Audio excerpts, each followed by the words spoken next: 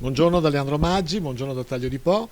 Siamo davanti alla chiesa San Francesco per l'ultimo saluto a Ildo Ponzetto, un grande uomo, un bravo docente ed un grande sindaco. Pierluigi Forza, storico del paese, afferma che l'immagine che adesso ha Taglio di Po è quella che ha costruito qualche decennio fa Ildo Ponzetto, per molto tempo sindaco ed amministratore comunale, dagli anni 60 alla metà degli anni 90.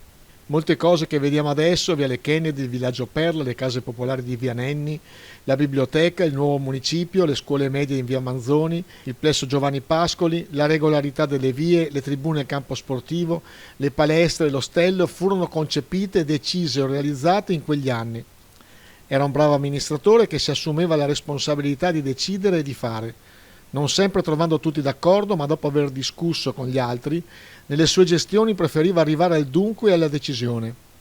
Fu così per esempio per il piano regolatore e poi per il nuovo municipio, con competenza ed autorevolezza, doti queste che al di là delle appartenenze e scelte politiche è doveroso riconoscergli e rappresentano il lasciato per le future generazioni di amministratori.